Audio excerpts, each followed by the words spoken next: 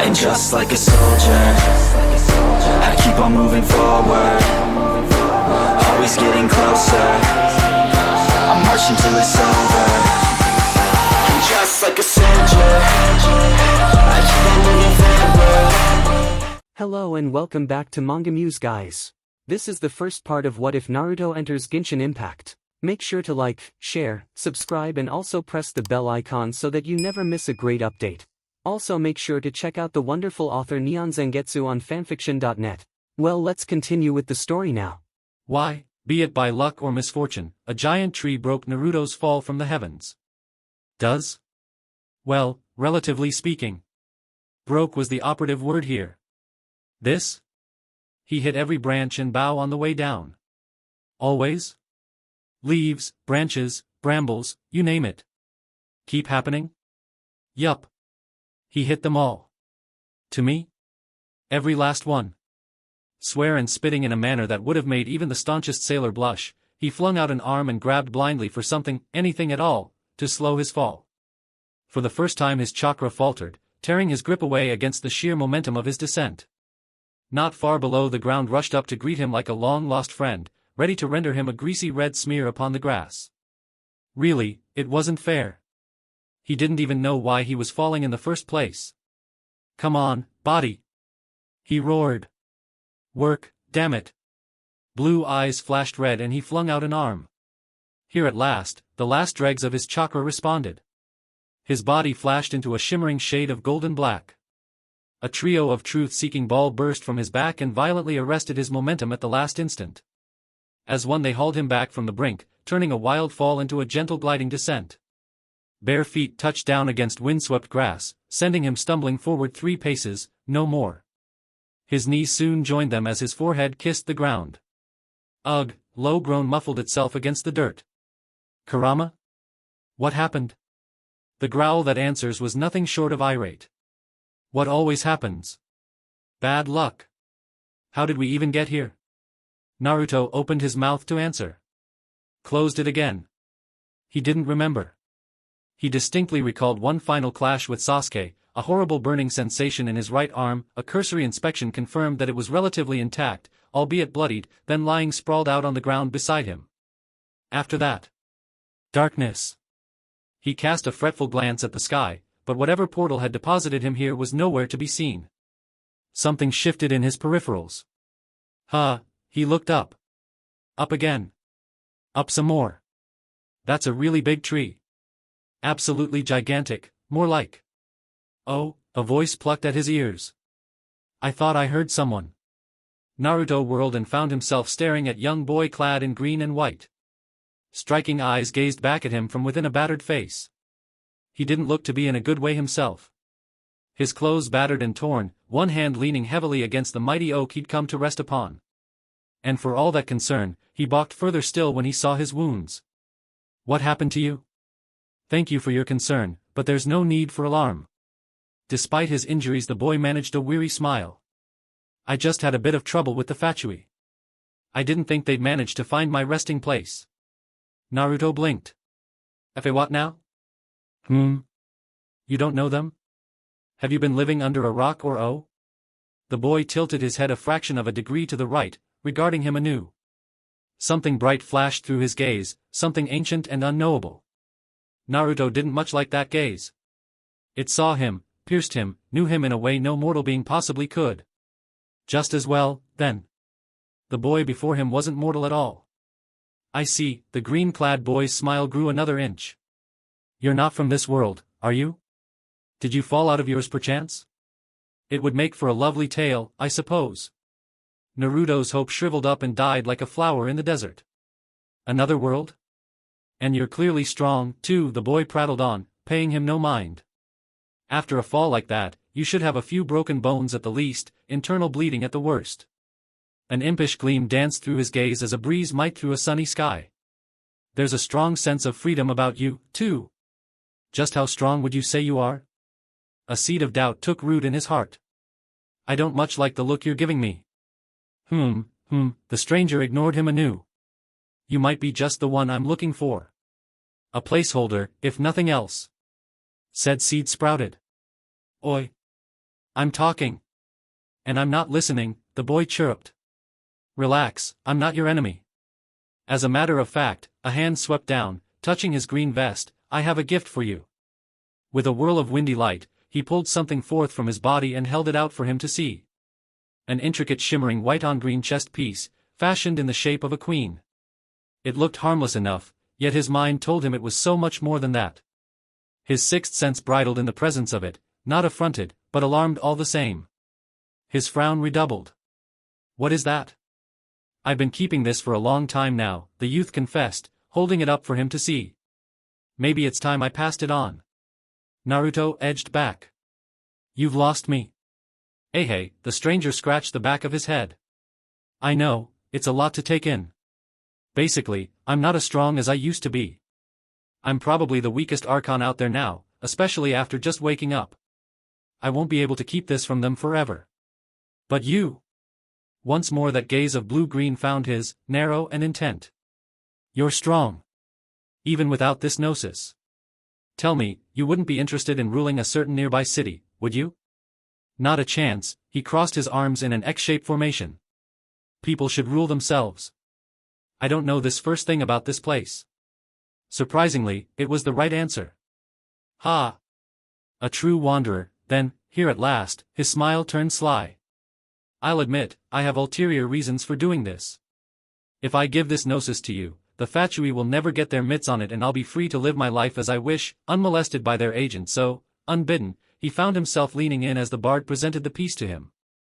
Would you mind looking after this for me? I know it's a lot to ask, but I'm out of options. Kurama? Little help here?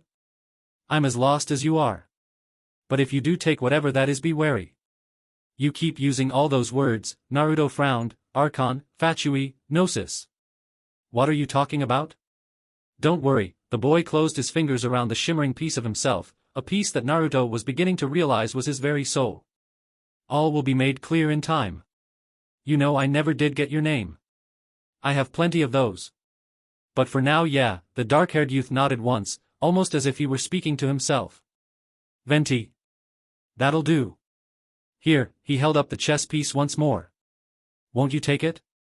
Naruto considered the gnosis anew. Such a tiny little thing.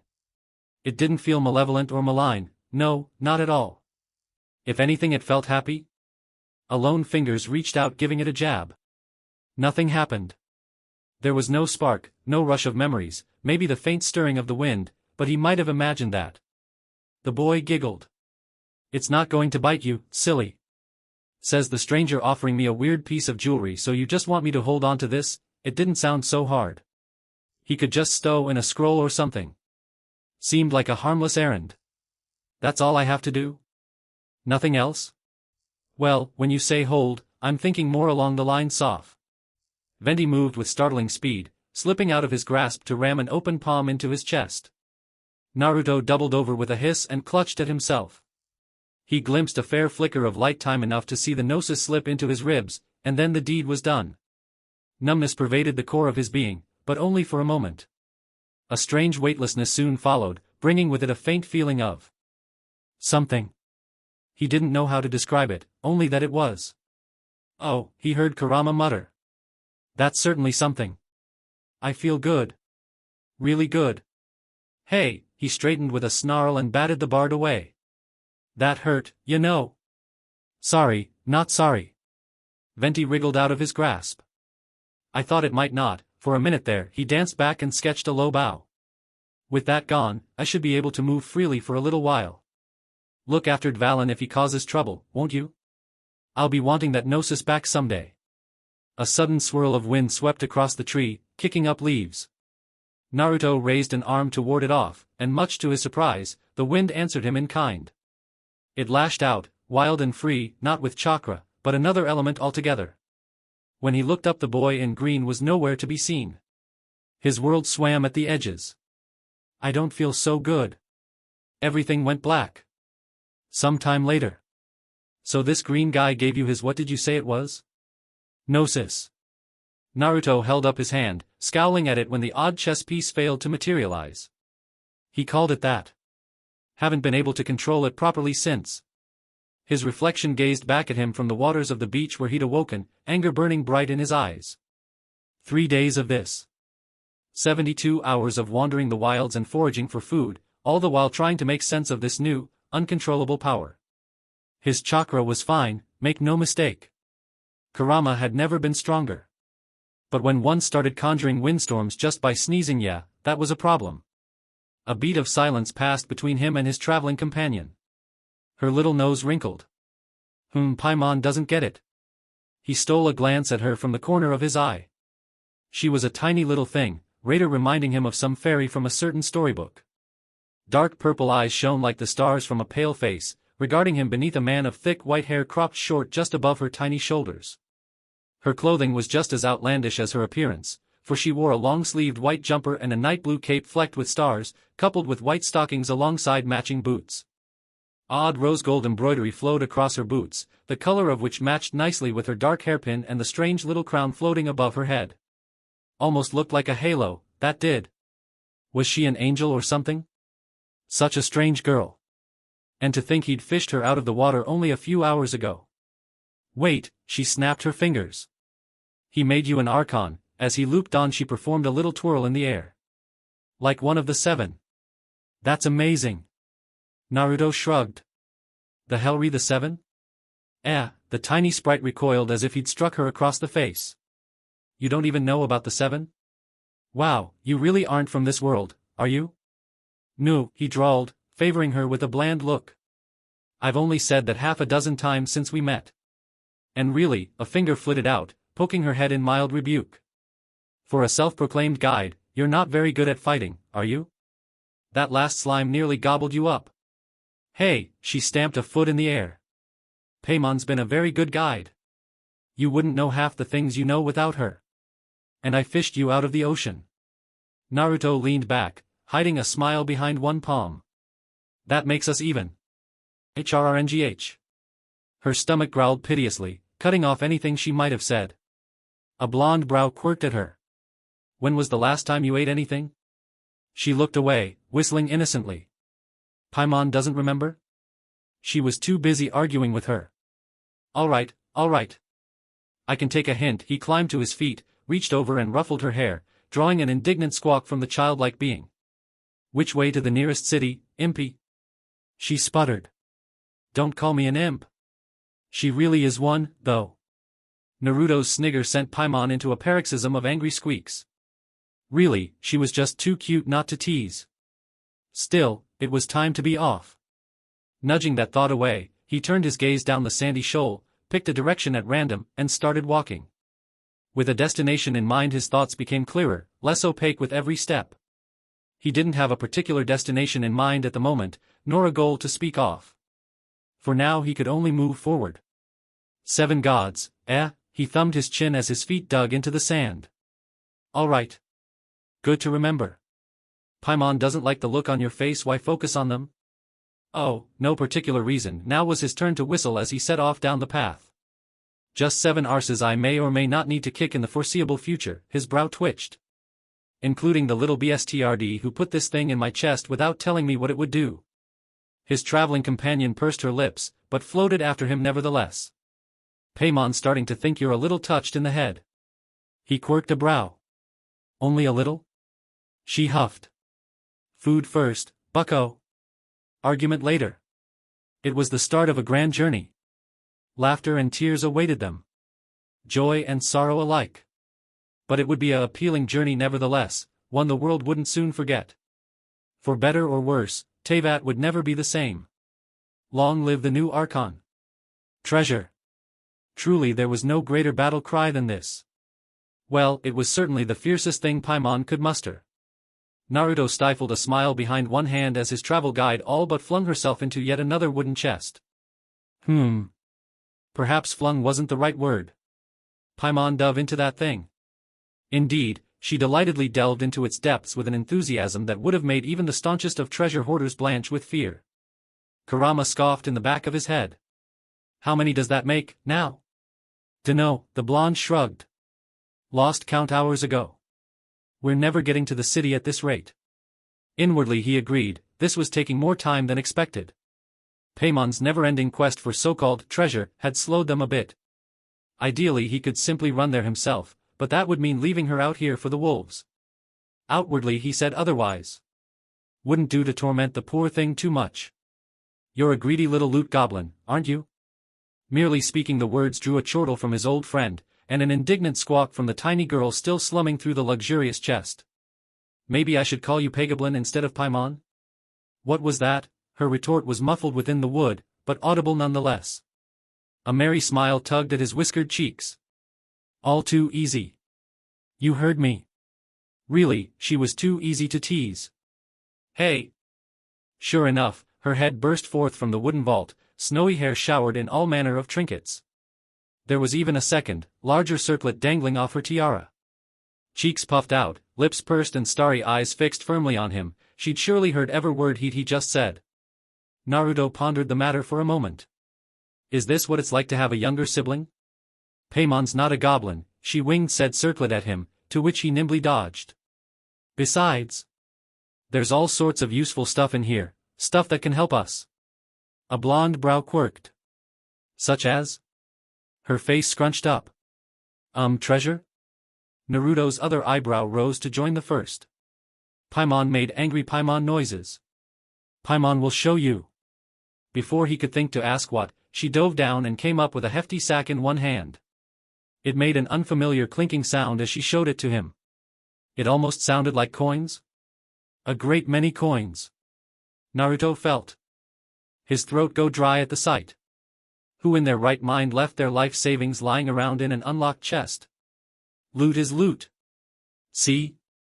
His guide held up said sack and waved it like an almighty war banner. You said it yourself. We needed money. Now we have some. I did, he relented with a rueful sigh. Still, is that any reason to run around opening strange chests in the wilderness? Give it here. Paimon clutched it close and floated back with narrow eyes, suddenly afraid he'd take it from her. No. Finders keepers. I'm not going to throw it away, he chuckled. If you keep flailing it about like that, you'll rip the bag. Oh, her mood did a 180 in an instant. Here you go, then. The little fairy flung the sack of Mora at him in an overhand toss. He caught it with ease, bounced it once in his hand, then unbound the string just to be sure. Under any other circumstance he might have something to say about her trusting nature. He certainly intended to, until he got a look at the contents of the pouch. Huh, he muttered. This really is a lot. Paimon hovered over his shoulder and touched a finger to her lips. He could hear her salivating from here. Enough for a whole bag of fisherman's toast? She sounded so small and sad when she said it, too. His stomach growled, reminding him that neither of them had eaten in the last hour. Softy. Maybe he was, but that wasn't about to change. Sure, Naruto closed the pouch then reached over to ruffle her hair. Guess it's on me. She batted his hand away with a smile. Yup. Oh.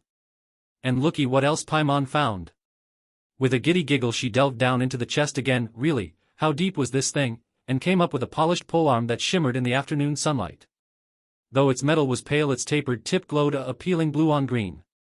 Easily larger than she was tall, the poor girl struggled to lift it, yet presented it to him nevertheless. Tada! Naruto blinked, somewhat taken aback by the sight of such a lovely weapon. What's this? Archon or not, Paimon thinks you need a weapon. Huffing and puffing, she dragged it out of the chest. Here. You can have this one. It looks rare. A polearm? Kurama scoffed. Ha! Naruto crossed both arms before his chest and huffed in a rare fit of childish pique. I don't need a weapon, why are you looking at me like that? Yes, you do, her tone startled him. Paimon doesn't want you to get hurt anymore. He felt a migraine coming on. Not this argument again. Look, I'm fine. You can't just punch your way through everything. Can and have. Only then did he notice the genuine concern in her eyes. She actually looked angry for once. Right, he'd not shown her his staff, his skills, or even a fourth of what he could do. He'd most taken down his enemies here thus far with quick punches and the occasional rasengan. No need to show off. Unfortunately, that had left his little travel guide to languish under the misconception that was all he could do. Blast it all, now he felt bad. On a whim he held out his right hand. Fine, a long-suffering sigh escaped him. Give it here. Paimon perked up. Really? Yes, really. Really, really? Fork it over before I give you a noogie. She did so with some effort, yet nevertheless managed to drag it into his open palm. His fingers closed around it, and a spark shot through his wrist, raced up his arm, and blazed into his right eye. Somehow knew its name the moment his fingers closed around it. Skyward Spine. The name emblazoned itself upon his brain. He held it up and felt strange faster for it. With his already considerable speed, that was saying something. Strange weapon. Strange, indeed. Huh. Not a bad weight, he kicked its long haft, producing a hollow clang as he swung it into position. Balance seems good. No idea how to use it, though. It can't be that hard. Paimon swirled around him. Just stick M with the pointy end. You do know I can fight without a polearm, right? I've been holding back. Now it was her turn to sulk. But Paimon picked it out just for you. Great, turn on the guilt, why don't ya? Still, it couldn't be that had. Sick M with the pointy end, she said. A rueful smile tugged at his whiskered cheeks. Taking it up with both hands, he planted his feet and closed his eyes. Naruto focused inward. He could feel the wind. It threaded through his fingers and sang in his soul beyond his control. Now was as good a time for practice as any. He clenched his teeth and pushed. Almost immediately he felt the gnosis in his chest flare to life, burning with anticipation. It didn't hurt, quite the contrary. As if someone had laid a warm blanket across his upper torso, so too could he feel it, this tiny new piece of him ached for action. It longed to be used, to be given the purpose its last MSTR had denied it. Like a small child wailing for attention. Use me. It seemed to say. Don't ignore me. His smile became strained. Was that it? Was that why it kept acting up? Was it sentient? Alive? Thoughts for later, he supposed. He desperately didn't want to open that particular can of worms right now. Careful. Kurama cautioned. Be sure to hold back. As you are now, you might kick up a storm just by swinging that thing over much. Don't need to tell me twice. One step, one swing. That was all. Naruto stepped in, metal was warm in his hands, the wind surprisingly happy to oblige. He flicked it out in a lazy swipe and something buzzed in the back of his hand. Completion. Purpose. Peace. Yow. Those weren't his thoughts. What was that? Kurama flicked a tail in the seal. Don't look at me. I feel fine. Naruto tossed his head from side to side. It wasn't a feeling of wrongness, just something else. He felt utterly at his ease, his chakra intact, his spirit secure. His chest itched a little, but beyond that he confessed he didn't experience much in the way of discomfort. If anything, it felt pretty good. Paimon coughed into a fist. Are you all right? You've been staring into space for a while now. I'm fine. Casting his doubts aside, he moved into a loose stance. Very loose. As in he had no idea what he was doing. Soon enough the polearm danced in his hands and the wind sang a joyous song with it. In no time at all he lost himself to the flowing currents of the wind, the rest of the world became a faded backdrop, ever present but muted, ignored in this singular moment. In no time at all he lost himself to the flowing currents. This was a life free from all worries and cares. This was freedom in the truest sense. This was peace. Before long he forgot about holding back altogether. He pushed his body to the limit and beyond, forcing himself through a wild whirl of movement that grew gradually faster as he became accustomed to his new tool. Odd as it might sound, the gnosis almost felt pleased with him. Laughter echoed in the back of his mind, high and reedy, reminding him once more of a child. Distantly he became aware of Paimon clapping, cheering him on. Go, Naruto! Go, go, go! Her voice echoed his every swipe, each move and whirl. He leaped up and kicked the spear, obliterating a nearby stone. A thought and the wind yanked it back, sending it sailing into his grasp. His teeth parted in a grin as it tore through dirt, kicking up a small cyclone in its wake. Finally, when he felt satisfied, he finished the combo. Ora! And whipped his newfound weapon forward. His new gnosis sang and wind burst free with a cry to strike a nearby tree and the one behind it then the one behind that. 3 might oaks evaporated in a shower of splinters, showering him and Paimon with bark and sap alike. Tui! Paimon coughed and dusted herself off. Then she saw the ruin he'd wrought and gulped. Okay, yikes. Paimon didn't know you were that strong. Naruto winced at the massacre he'd made. Oops. Got a little carried away. Kurama groaned into a paw. Oops, he says. Well, Naruto hastily reassured himself, it was just a few trees. He doubted anyone would notice. From there he bound the polearm to his back, only to find it hardly weighed anything at all. Strange. Still, it benefited him so he wasn't about to look a gift horse in the mouth. Speaking of gifts, he wasn't sure he liked the look Paimon was giving him. That one was free, he cast a cheeky grin Paimon's way, noting her pallid expression. I'll charge you for the show next time. His remark snapped her back to reality and she huffed. Meanie. Geez, she really did remind him of a small child sometimes. Maybe that was why he tolerated her and teased her. He supposed that was part of her charm. She certainly wasn't emergency food or anything. No, certainly not. How could anyone think such a cruel thing? Besides, she grumbled, Paimon can't fight and you can, so. I know, just pulling your leg. He tried to rustle her hair again, only to laugh even harder when she darted out of the way. See if you can't rustle up a few more chests before we get to what was it called again? Mondstadt, she admonished, poking his shoulder with a tiny finger. Geez, for an Anemo Archon you really don't know much of the city you're meant to watch over. Don't tell me you're a slacker. Right, that. Naruto snapped his fingers. Also, not doing what you said. Hey. It was no use, she was already darting on ahead, forcing him to trot after her. Slow down.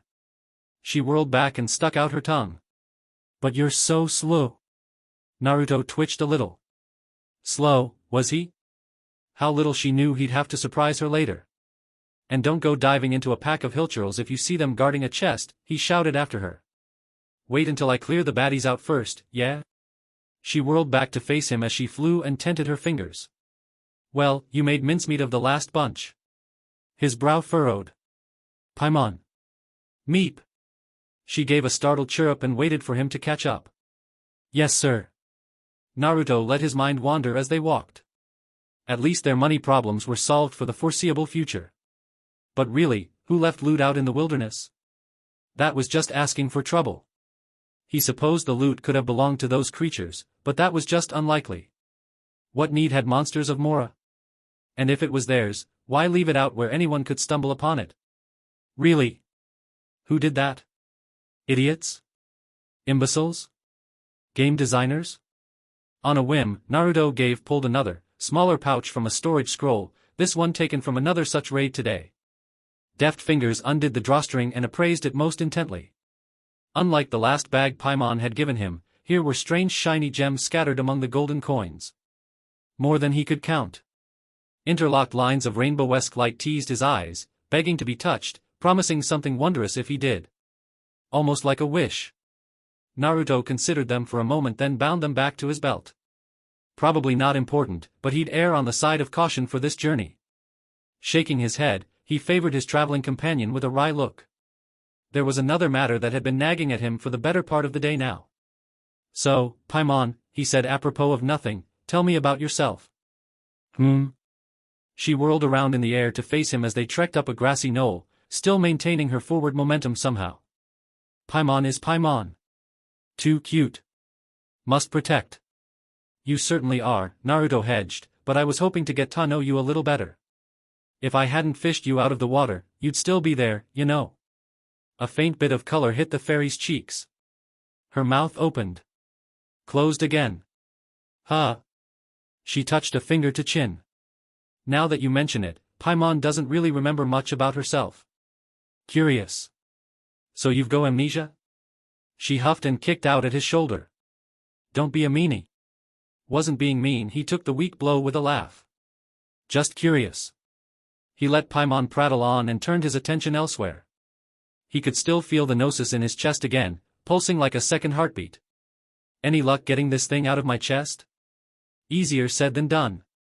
Kurama's retort proved almost waspish. It's in there pretty deep. His lips pursed into a thin line. Is it I dunno, doing anything? Not that I can tell bar our little flare-ups. Say what you will about this gnosis thing, but it's made us more powerful. Naruto flung out a hand and the wind stirred. Seems like it. Might have to experiment a bit. A faint tingling built in the back of his head the moment throttled it back. Not this again. Paimon saw it at once. No, no, no. Resist. Hold it in. Naruto wrinkled his nose and reared back. I can't Asicho. Amber considered herself a good knight. Superb, even. She was quick on her feet, a fair shot with her trusty bow, and there was no one better when it came to wiping out camps of hilichurls. That was her given task today, eradicating a camp that had cropped up too close to the city. All said, she had fought and studied and trained hard to be a knight. None of her training could have prepared her for this. Achoo! A sudden sneeze echoed somewhere in the distance behind her, deep within the wilds. That was her only warning. Amber whirled to face it with a frown. Then all hell broke loose. With mighty wail the wind sprang to life, clouds sweeping in to darken the sky. There was no transition between one moment and the next, she scarcely had time to blink before the wind swept her off her feet. She hurtled into the air with a yelp, cast aloft like some errant leaf. What in the world? Panic bleated through her thoughts. Alas, her startled shriek was snatched up by the winds, leaving her to tumble end over end. Glider, her mind flailed. Gotta deploy my glider, or I'm done for. But it was no use, the wind ripped it from her grasp and dashed her wings. She could no sooner tell up from down than she could left from right. And then, quite suddenly, the storm abated. With neither word nor warning the forces holding her aloft dissipated. For a single moment she hung there in the air. Then the world took hold, sending her hurtling to the earth below. She spied a lake beneath her and winced, because there on the shores of said lake was that a person? No, no, no. She was going to crash. She flailed in the air, to no avail. Look out below. The bystander looked up, eyes gone wide. Amber had all of an instant to admire them. Appealing bright golden eyes, framed by an untamed mess of flaxen hair. A discarded fishing rod lay at their feet, forgotten now as the stranger tried to catch her. She really did try. She just failed spectacularly. Amber crashed headlong into her, they went sprawling head over heels into the lake. Poor, poor Lumen. Her time in Teyvat would be memorable if nothing else. But that's a story for another time. Every nation felt it. Indeed, how could they not? From bustling Liyue to isolate Inazuma, frigid Snezhnaya, and beyond. Each and every archon, and one former, noticed the sudden outburst of energy. Venti regarded the rapidly darkening horizon from a distant hill. Oops, a grimace touched the pale visage of the former god, now merely a humble bard once more. That looks unpleasant. Maybe I should have given him some lessons before I ran off. A beat of silence passed as he considered the raging windstorm, as he heard the distant shout of incredulity. Nah, he thumbed his nose. He'll figure things out, I'm sure of it. Shouldering his knapsack, he continued on his journey. Zhongli looked up into the clear, cloudless sky and savored his wine. A faint smile creased his face. And so a new chapter begins. It seemed they had a new addition to their ranks. The Raiden Shogun rose from her throne. Exceptions the enemy of eternity. Time to accelerate her plans. For crying out loud. Naruto winced, regarding the raging windstorm he'd inadvertently summoned in the distance. He could hear the wind howling from here, even now he couldn't help but grimace as he watched the squall spend its fury. It would burn out quickly, his flare-ups always did, but the chagrin of losing control remained all the same. Trying to control it like this was impossible. He could only stare at it and hope it would fade before it hurt anyone. Because really, who would be out here in the wilds? Kurama groaned. You're impossible sometimes. A bead of sweat ran down his brow. Think anyone noticed? Paimon tented her fingers, looked away, and tittered nervously. Ehehe. Naruto rounded on her, a muscle jumping in his jaw to PND alongside the vein his temple. What'ya mean, hey? Why you? A sudden gust of wind hit, all but ripping those words away. Shadow and darkness came with it, summoning a sudden swell of malice on the wind. Naruto pivoted to face it, forced to duck as something impossibly large hurtled past. His head snapped up just in time to behold the source, a might azure creature bearing 4 limbs and burgeoned by 2 massive wings, alongside a flowing tail. Its claws were sharp, its eyes dark with anger that bubbled just beneath the surface, its maw gaping wide. There could only be one classification for such a creature. Not lizard, not a wyvern, and certainly not a newt. No, it could only be a Paimon beat him to it by a country mile. That is one VERYYYY dragon. Bah! We've seen bigger. They had indeed. The 10 tails made this admittedly majestic creature look puny by comparison. Still, as he looked on, the mighty beast winged down and alighted upon the field before them. The ground quaked with his passing, the sheer power of its wings nearly blew Paimon away. Without looking back he reached out and caught her by the ankle, reeling her in as one might a fish. She plunked down onto his shoulders and latched onto his hair, clinging on for dear life. And then said beast parted its jaws. You are not Barbados. Its voice was a low churning storm, one in whose eye they stood. Where is he? Well, a talking dragon. Naruto whistled. That's new. Wait. Paimon tugged at his hair. You can understand him? Yup, he waved a hand from side to side. I've dealt with talking summons before. Some even larger than this guy. Granted, none were a freaking dragon, but beggars couldn't be choosers. Meh. Kurama opined. I can take him. Just say the word. As he gazed up at the winged terror, something in his chest, Venti's gnosis, sang at the sight of this great blue beast. Friend, it seemed to whisper in his ear. He craned an ear and the voice grew still louder in his head. Friend. Dvalin. One of the 4 winds. Ally. Be kind. Naruto nearly recoiled. This thing was Dvalin? And yet, there was something decidedly off about this dreadful dragon. Negativity hung over him like a cloud to be sure, but there was another source that pressed at his sense. His gaze soon found the source. What were those 2 vicious spikes on its back? 2 ghastly black spires stood in stark contrast to its teal scales, one lay between his wings, while the other lurked near his neck. They radiated malice, while the dragon before him felt weary. Tired. Stricken with pain. He flung his senses at the eerie thorns and winced at what he found there. Whatever those things were, they didn't feel natural. Tainted. That was the word.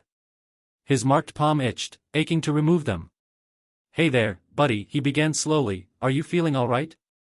Do not test my patience, stranger, the beast growled in return. Speak. Who are you? What have you done with Barbados? Well, if it's names you're after, I'm Naruto. He swept a hand up to the fretful fairy still perched on his shoulders like a child. This here's Paimon. Say hello to the dragon, Paimon. Nice dragon, Paimon managed through chattering teeth. Good dragon, please don't make a snack out of Paimon. Dvalin snapped his jaws at her and she flitted back behind Naruto's shoulders with a yelp. Not a nice dragon. And you must be Dvalin, he finished with a sigh. Just like that the dragon forgot all about Paimon, with the mention of his name, and much to Naruto's chagrin, Dvalin only had eyes for him now. Mighty claws dug deep into the loamy soil, tearing great gouges into the dirt. He didn't much relish the idea of being caught by those. I sense his power from you. Has he sent you in his stead? And how do you know my name? Hey! His lips pursed in a frown. Nobody sent me to do anything. As for the last bit, said frown deepened, it's a bit of a long story. Paimon swooped in like the little guardian angel she was. Basically, she clasped both hands behind her back, he met this crazy guy in green guy and got his power, her head tilted just so. Maybe that's why he feels so familiar to you? A tentative smile plucked at her pale face. After all, he's the new Archon. The silence that followed was nothing short of ominous. Dvalin suddenly seemed to loom large over them. I beg your pardon? Poor choice of words there, partner. Naruto hissed through his teeth, never once taking his eyes from the corrupted creature before them. Very poor. Huh? She looked to him in blissful naivete, not quite comprehending the magnitude of her blunder at first. And then... oh. Realization dawned in her starry eyes a moment later and she pivoted in the air to face a now snarling Dvalin. No. Paimon didn't mean it like that. Too little, too late. High above, the skies began to darken. Wind swept in, ripping leaves from trees. Dvalin reared back, towering in his fury. Murderer! Wait a second. Naruto flung up a palm. This is all a misunderstanding. I didn't ask for this power. That DMN bard gave it to me. Liar! Dvalin raked a claw through the air, forcing him to retreat or risk grievous injury. Deceiver! You hold his gnosis within you. If you won't tell the truth, then I'll destroy the city you seek to rule. You shall have nothing of his. Even if I must destroy it myself. What kind of twisted logic was that? Kurama stirred. The logic of a poor soul twisted and corrupted by misery. With a yowl, Dvalin took wing. Naruto leaped up after him and latched onto his tail. Behind him, he heard Paimon's terrified yelp. What are you doing? The blonde cast a glance backward. Follow if you can. Wind swallowed her cry as both man and beast hurtled into the sky. Perhaps Dvalin was faster than they looked, or mayhaps Mondstadt was simply closer than it appeared. Whatever the case, their tussle carried them upward into the clouds for all of a minute before Naruto found a proper handhold. The very moment he did, he unleashed Kurama. Gravity, and the sheer weight of his partner did the rest. A giant fox smote the raging dragon from the sky and rode it to the ground. They crashed down in the city plaza like a meteor from on high. From a distance, Naruto heard shouts and screams, but he was too focused on the conflict to think of anything else. Kurama pinned Dvalin's wings, and that was the end of their flight. Without the gift of his wings, the enraged dragon had nowhere to go but through him. 9 tails of purest light slammed into the dragon's limbs as he wrestled it to the ground. Calm down, ya DMN dragon. I know you're upset, but you've got it all wrong. Hear me out. Artifice. Listen to me. Naruto grit his teeth as they grappled. I didn't kill your friend. That tone-deaf bard is alive and well. Dvalin's long neck twisted around and bit out at a golden arm, for all the good it did. One could not harm a body of pure chakra, much less poison it with tainted BLD. His tail flicked out, tripping him for all of a moment, then he buelled back in and rammed him through a building. This time there could be no ignoring the bystanders or the damage he'd wrought. Will you just listen for a second? Never. What do you know of my loneliness? Claws raked and tore at him, to no avail. When have you been cast in the dark and left to rot? You know nothing of my pain. I know exactly what it feels like. Fiery breath bathed his face, causing Kurama to recoil. I've been where you are now. I've lived it. I know it hurts. A mighty fist caught the dragon in the jaw to cut his breath short and sending sharp teeth whistling through the air. I know you want to scream. But you can't let this beat you. So you can't find your friend. When the enraged beast tried to rise, he headbutted him for his trouble. Make new ones. So you lost your reason to live. Find a new one. That's what I did. Naruto's gaze fixed on the twisted spires jutting from Dvalin's back. Don't take it out on everyone else. A wordless roar answered him. His eyes narrowed. Those weird spikes have something to do with this. I just know it. In an instant he zipped out of Kurama and alighted upon the dragon's back. Dvalin cursed him. Said curse turned into a yowl of pain as he snapped off first spire of tainted BLD, followed soon thereafter by the second in its wake. He whirled, pressed his marked palm to nearest wound. Chakra raged at it, cooling the corruption there, drawing it out like poison from a wound. In that moment, the gems in his pouch pulsed with power. Naruto cast a wild glance at them. For the love of... What now? Blinding light burned the world white, and Dvalin's bulk shifted beneath him, denying him the balance he sought. Unable to course correct in time, he toppled forward with cursed and struggled to blinking spots away. His hands grasped something and he heard a pitched contralto of a growl. Eh? His vision cleared a moment later and he found himself face to face not with a dragon, but a young woman, more a girl really, in late adolescence. His eyes were startled slits of glowing sky blue, her hair a rich teal. Faint scales etched her face and arms, but most importantly, she hadn't so much as a stitch of clothing to her name. The girl looked at the position of his hand. Frowned. Naruto frowned right back at her. Wide eyes widened further still. She looked down at her fragile, human form and made a noise that sounded like a hiss. At least he thought it was meant to sound like one. Instead, the noise that emerged was the sweetest of music. That only seemed to outrage her yet further. "What have you done?" The sound of her own voice seemed to surprise her, for her hands flew to her face. "My wings? My claws? Where are they?" she flailed, kicking at him to no avail. "Unfair!" she cried. "This is unfair. I don't know how to fight like this." Naruto blinked. Once. Twice. Thrice, now. "Dvalin?" she absolutely snarled at him. "Who else? Change me back this instant." Brat?" Kurama coughed. "Might wanna move your hand. Preferably now." Heat suffused Naruto's cheeks and he retreated, taking his palm from her melon. He all but flung his jacket at her, if only to preserve her modesty. "Ahem?" Someone coughed behind him.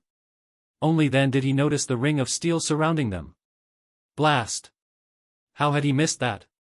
He stood slowly, somewhat alarmed to find a host of unfamiliar faces staring back at him. Many of which held weapons in their hands. That said weapons were mostly pointed at him went without saying. "Alright," he temporized with raised palms, "I know what this looks like, but I can explain. This is just one big misunderstanding." Dvalin made angry Dvalin noises behind him, clutching his jacket close to herself as she keened furiously. "Alright," he amended. "That, I can't explain. She was a dragon a second ago, I swear." Everyone looked to the startled young woman. Back to him. To Dvalin once more. "I have just one question." A man with an eye patch took the initiative and stepped forth. "Who in the world are? Where's the dragon?" Someone cried, cutting him off. "Quick, blow it up." Boom! Something sailed through the air, struck Naruto's back and exploded with all the force of a bomb. Fire rained. Smoke flared. It didn't so much hurt as it did sting, but the impact alone sent him stumbling forward nonetheless. Kurama muttered something less than pleasant, but he could scarcely hear him over the ringing in his ears. Naruto coughed once. "Ow! Oh, no," someone wailed. "I hit a person by mistake." At this point, the poor Jinchuriki wanted to cry. Would the madness never end? Stifling a groan, Naruto whirled and beheld the culprit, a young girl bearing pale hair alongside strange curved ears. Red eyes fixed on his, wide and startled, her arms still overextended from throwing whatever it was that hit him. Her expression became decidedly sheepish as his gaze pinned her. "Klee, no!" he heard someone shout in the background. "Bad girl. Klee's done for," the culprit wailed with teary eyes. "I broke the rules." "Whoa, hey!" He flailed his arms, startled by her outburst. "It's fine. You didn't hurt me." She sniffled. "I didn't? But Uncle Kia just said?" "No," Naruto temporized with a raised hand, "you didn't hurt me. See?" His arms pinwheeled anew. "Not a scratch." Ruby red eyes gazed up at him. "Promise?" Naruto's heart twitched. Yeah, he looked away, clutching at his heart. "Sure. I'm alright." "Okay." She peered past his legs. "Do you know where the dragon went?" Dvalin made angry noises anew. Naruto palmed his face. "That's her. Not my fault." The strange child blinked. Why is the dragon a person? Finally. Someone asking the real questions. How in blazes did this happen? Alright, not missing a beat, the man with the eye patch sheathed his sword. Why don't we follow Klee's example and just calm down? His visible eye squinted at Dvalin's quivering form. Right. He stifled a sigh with the back of his palm. At least until Jean gets here. Oddly enough, the chaos sliced through the tension. It gave Naruto time to mumble an assent and step back, to see, to think. The weapons facing him lowered, allowing him to take in each of their faces in turn. Their appearances ranged from odd to outright eclectic in some cases. He beheld one in particular, a brunette clad in striking purple with grassy green eyes. Well. Her gaze held his like lightning. She looked him up. Looked him down. Smiled. Aren't you a cutie? Wait, what? Cutie? Naruto couldn't help but gulp a little at that remark. Why is she calling me that? And why do I have a bad feeling about this? How little he knew. And that's how we got here. Paimon planted two tiny fists on her peach, lifted her chin just so and preened, hovering but a little as she finished regaling them with the tale. None dared to interject. More than a few gaped. Others stared. Silence reigned supreme and none dared to defy nor deny what she just said. In hindsight, Naruto really couldn't blame them. Not after what they'd witnessed. Ensconced in the headquarters of the Knights of Favonius, and wasn't that a mouthful? The wayward warrior found himself seated in a worn oak chair before a young woman and likewise surrounded by a colorful cast of characters.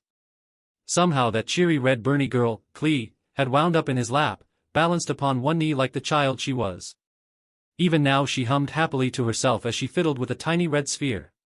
It probably wasn't a bomb, but he wasn't about to ask. At least she wasn't looking at him like he'd grown a second head. Right. Naruto slapped his own when no one dared speak. Embellishment aside, that's the long and short of it. I'm not here to cause trouble. Yup, his travel guide chirped in agreement, clasping both palms behind her back. We come in peace. Peace, she says. The man with the eye patch tooted softly. Funny way of showing it. Hey. Paimon wasn't kidding. I see. Behind her desk, acting grand Mstr, Jean steeped her fingers and laid her chin atop them. Then you're not Lord Barbatos? When he didn't immediately reply, she dared to press the issue. I wasn't there to see your fight with Dvalin personally, but from what I've heard. Kia whistled innocently. Paimon poked her fingers together. Well, yeah. A muscle jumped in the Jinchuriki's jaw, throbbing alongside a vein his temple. No, he pinched the bridge of his nose in a vain attempt to stave off an oncoming migraine.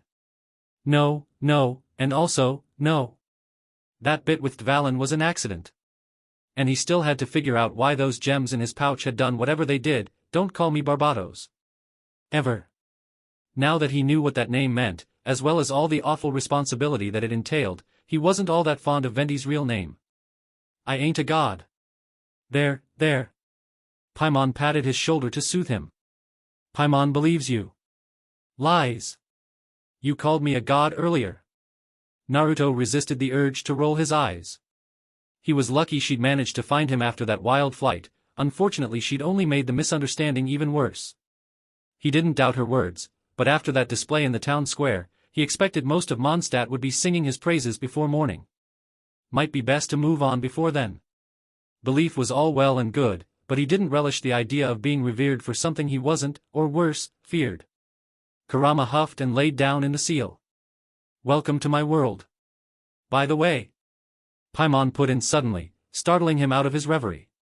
Paimon wants to throttle that tone-deaf bard. He started all this. Kia guffawed. Jean choked on her own spit. Klee touched a finger to her lips. Tone-deaf bard?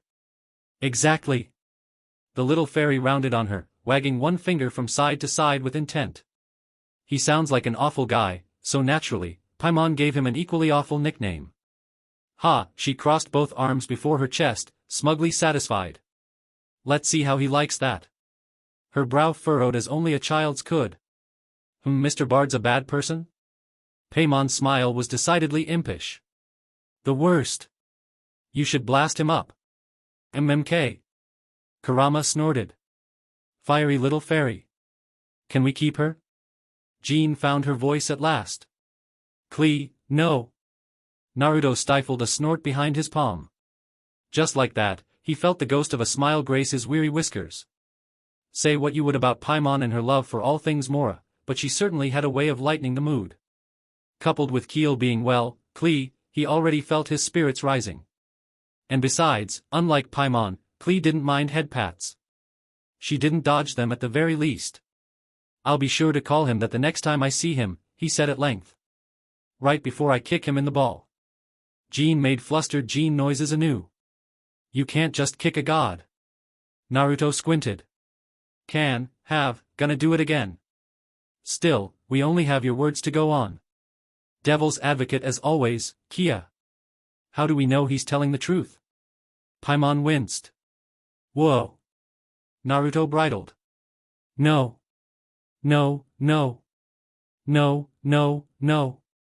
They were not doing this to him. Absolutely not. Open your eyes. There's a statue to the guy in the middle of the city square. He flung up his arms with an aggravated cry. I look nothing like him. Not a DMN thing. Jean thumbed her chin and considered the matter further. In the legends, the gods have been known to change their appearance as their mood suits. Well, I can use transformation jutsu no. That's beside the point. See? Kei's smile was nothing short of smug. There could be no doubt he'd done it deliberately. I'm afraid you'd be able to fool us quite that easily. That said, Barbara's going to have a fit. The dandelion knight groaned into her palm. Please don't remind me. Oi. I'm talking. Naruto felt something pop in his already clenched jaw. It felt like a tooth. Kia. Why that no good Sonova? He knew exactly what he was doing. Was this his punishment for wrecking the square? Forget what he'd said about no violence earlier, he wanted to wring the scrawny BSTRD's neck. Paimon rounded on him before he could. You be quiet, Mr. Eyepatch. Kia recoiled, touching a hand to his face. Eyepatch? Klee giggled merrily. Uncle Eyepatch. Just like that, the faint tremor of a tiny smile nearly betrayed Naruto all over again. Blast these girls. He wanted to be angry, but with them around it was almost impossible to hold on to his anger. You took down Dvalin with your bare hands. Leave it to Jean to push the matter at hand. Who else can do such but a god? Naruto frowned. Speaking of which, where is that grumpy lizard? She's with Lisa and... As though summoned by those very words, the door leading to Jean's office flew forth from its hinges. A new figure crashed through the archway in a swirl of cerulean silk. They dragged the stunned figure of a young man behind them at great sufferance and dropped him at their feet. An accusing finger stabbed forth at the acting Grand MSTR. Your knight wouldn't stop poking me. Klee blinked down at the prone figure and waved from Naruto's lap. Hello, big brother Albedo. The young man waved a weary arm. Hello, Klee. Naruto ignored them both. Dvalin? It took him a moment to recognize the transformed dragoness. Her long flowing hair had been found into a braid over her shoulder, contrasting nicely with her deep blue horns. Likewise, someone had stuffed her into a flowing dress of lovely azure silk and she did not look happy about it. Not in the least. Even now she scowled at her hands. My mind is clear, but what is this feeble form? I told Albedo not to pry, but he just kept poking her, a new voice chimed as Lisa waltzed, peach swinging. Now, she said to Dvalin, you look lovely. She bared her teeth. I feel like a fool. Naruto coughed into a fist. It was a mistake. Everyone noticed. Lisa saw him and waved. Hello again, sweetie. You look well. Dvalin's reaction was decidedly less pleasant.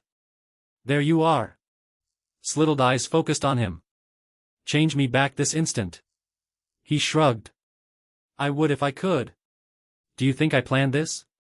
Yes. Her head butted against his. False god.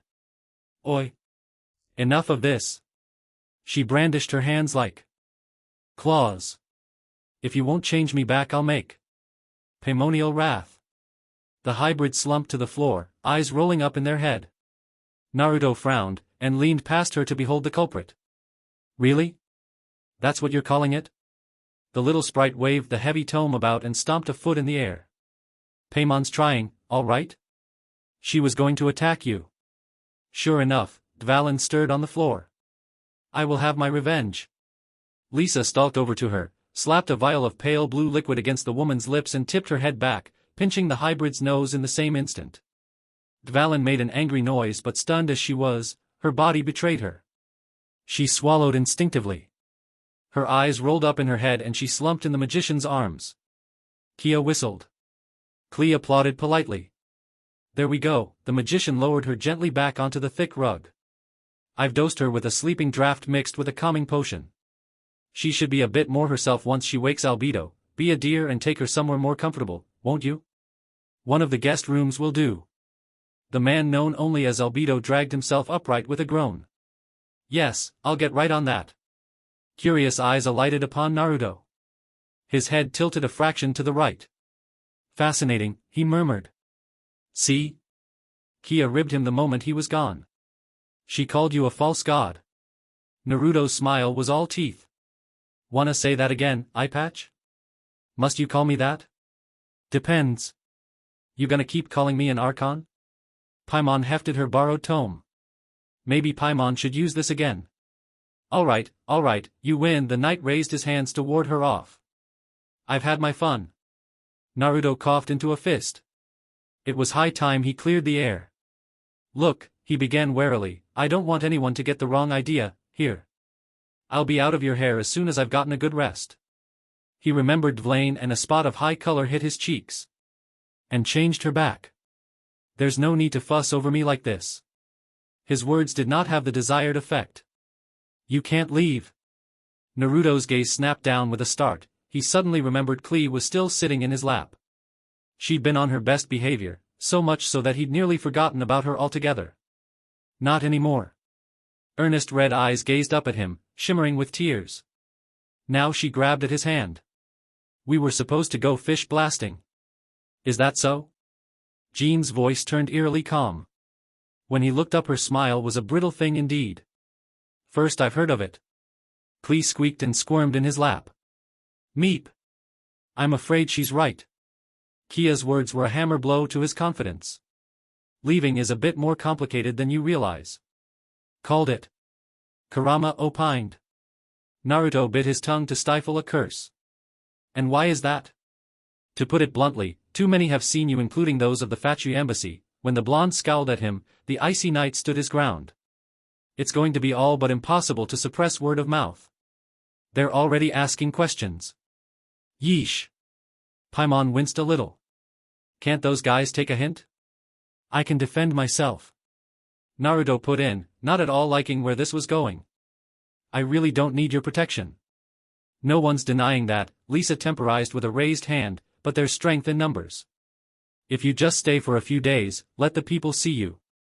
And let them start worshipping him? Out of the question. He could see why Venti wanted to be rid of his gnosis and powers aside. They were nothing but trouble.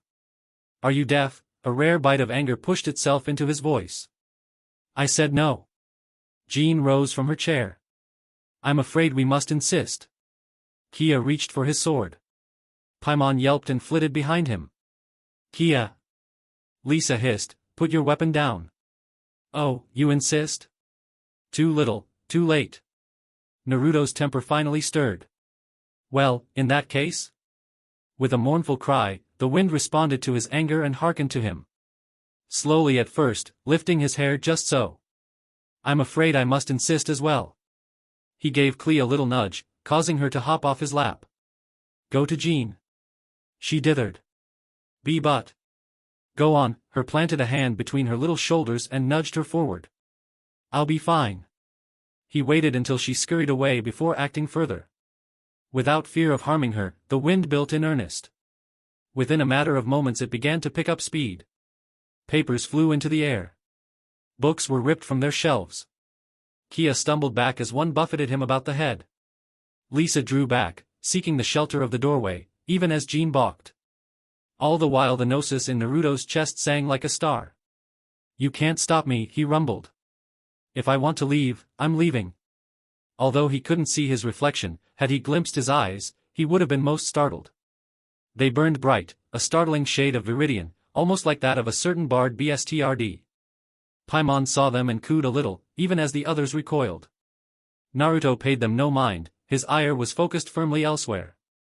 You think defeating Dvalin was impressive? His voice rose, booming over the great gale. I've done things you can't even begin to imagine, faced foes that would give you nightmares. Those words warped into a snarl as he recalled his greatest foe, his greatest failure of all. And you think you can keep me here against my will? He raised a hand, glowing gold with Kurama's chakra. Any of you want to try your luck? No one budged. Good, he dropped the wind tunnel with a sigh, releasing his chakra like, now, I'm going to walk out that door and find somewhere to shack up for the night. No one dared to say otherwise. You want to help with that? Be my guest. Otherwise? He turned his back on them without so much as a second thought. A shimmering eye shone over his shoulder. Leave me alone. Amber came trotting in not a minute later, her new friend in tow. Grand Mstr Jean. I found. She took one look at the frazzled faces and the utter disarray of Jean's office. Then she blinked. Once. Twice. Thrice now. What did I miss? Jean's head struck her desk. This is not my day. Wait a moment. Naruto stifled a sigh as someone called out to him in the street. Nope. Ignore. Suppress. Don't rise to the bait. He kept walking, even as Paimon paused to glance back at the new arrival. When he didn't slow, she darted back to hover beside him, face wrought with worry. Are you sure you want to do that? Her whisper tickled his ear. Paimon thinks this is all one big misunderstanding. Naruto nearly snapped at her for her concern. He would have too, if his conscience hadn't whispered in his ear. Paimon didn't deserve his wrath. She'd been nothing but helpful to him thus far. He narrowly restrained himself at the last instant and settled for a quick nod instead. It's not your fault. He reached around absently to pat her head. I'm just tired. She didn't dodge this time. That alone showed her concern. Maybe some good food would help? He opened his mouth to say otherwise. The moment he did, his stomach offered a weak whine of protest. Right, he'd promised her a meal, hadn't he? Maybe some proper food would set him to rights. He was feeling a little hangry right now anyway. I did promise you a meal, didn't I? Starry eyes lit up as his little guide squealed happily. You remembered. One couldn't fake the sheer surge of glee that emanated from her in that moment. Of course I did. Naruto muttered. Now come on, there's gotta be a place to get some grub around here. Something, or someone, snagged his sleeve before he could indulge, jerking him backward. Oh, for the love of, he rounded on them with a snarl, and Paimon proved just as quick to flit out of his way. What is it this time? In short order he found himself facing a familiar figure, hunched over, yet still clinging at his sleeve for dear life. Their fingers held firm, even as he tried to wrest his arm away. Making me exert myself, they huffed a little as they straightened and planted a gloved hand on their hip. Don't you know it's rude to make a lady chase after you? Blue eyes narrowed, sparking with a hint of balefire. It's also rude to follow someone when they want to be left alone. Easy, now. She took her hand away, raised her palms to show herself harmless. I come in peace.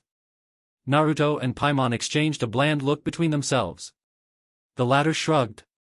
Paimon thinks she's a nice person. The purple lady smiled, quite pleased by that remark. I am.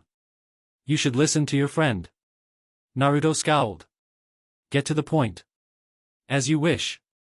As he looked on, she feigned a curtsy and bowed her head low. I wanted to apologize for the fiasco back there. Then she touched a hand to her bosom. My name is Lisa, he finished, crossing both arms before his ruined jacket. I remember. It, and the manner of their first meeting, had stuck with him despite everything else thus far. Dense or no, one does simply not forget when a woman looks at you like a fine cut of steak and licks their lips. And you already know my name? Judging by the way her eyes brightened, it was the right thing to say. I'm flattered. Well, he wasn't about to admit Jean had told him. He'd never live it down. Look, he ran a hand through his hair as he sighed. I've had a bit of a day and I'm not in the best of moods at the moment. Did you need something? I'd like to apologize for that, too. Lisa clasped both hands behind her back and leaned forward just so. It did interesting things to her bosom. You've had a difficult time since you came to our fair city, and we haven't shown you our best side. Those grass-green eyes twinkled suddenly. I think a walk is just what you need to settle your mind. Kurama chuckled. Bold woman. Paimon quirked a snow-white brow. Huh? Naruto mirrored her. Magician say what now? A walk, dear. Lisa clapped her hands together gently, holding them up before her face. I was just on my way to visit a student of mine, Wolvendom. Before he could hope to get a word in edgewise, she offered him her hand, palm extended just so. Be a dear and accompany me, won't you? Naruto's brow shot into his hairline. Really not in the mood for another walk at the moment. Lisa took it in stride, bless her. All right, I'll bite, she all but cooed the words. Where are you headed? Paimon wriggled in the air in thinly veiled anticipation. Well, we were hoping to get something to eat. Lovely. Lisa didn't waver in the least. I can recommend a place, she raised a finger, conjuring a purple rose above it. Good hunter's cuisine is to die for. Naruto frowned. Was this what he thought it was? No, surely not. He'd be the first to admit he didn't wholly understand women sometimes, but surely someone couldn't be this forward. It just wasn't possible, was it? Is this what I think it is? She let the rose wither away. Depends what you think it is. A date. A spark danced in those lively green eyes. And if it is? He planted his feet, refusing to budge. We barely know one another. Then this is the perfect chance to do just that. She flashed him a wink. First come, first serve and all that. Naruto flicked a baffled look at his partner in crime. She shook her head vehemently and floated away, arms flailing like twin pinwheels in the wind. Oh, but I'm hardly the selfish sort, Minyu. Lisa was all too quick to amend her statement, no doubt mistaking his silence for anger. I don't mind sharing. You're a god after all, no matter what you might say. You can't fool me. She touched 2 fingers to her lips and blew him a kiss. Tempting as it is, I could hardly hope to keep you to myself. Naruto choked. What the hell's going on? Kurama laughed at his plight. And here I thought you were mad. Thankfully, poor Paimon came to his rescue. She'd held her tongue until now, but those last words drew a confused squeak from her. All that went right over Paimon's head. She looked between them, eyes spinning. Are we getting something to eat or? Lisa flicked her a sympathetic look. Don't worry, darling, she patted her snowy hair. You're more than welcome to tag along. Paimon giggled and leaned in like a cat. Naruto bridled. Traitor. So? Quick as lightning the lady magician pulled her hand away and pivoted to face him. What do you say? She planted one hand on her peach, cocking her body to the right. Gah! Stop looking at her peach. We're both adults here. I'll understand if you're not interested, but I'd prefer you were upfront about it. Naruto blanked. Once, he would have sputtered and stammered, shouting like a foolish boy. But after the sheer madness he'd endured for the last few days? He'd been made an archon, wandered the wilds with a treasure-loving fairy, grappled with a dragon, and somehow turned said dragon into one very angry girl.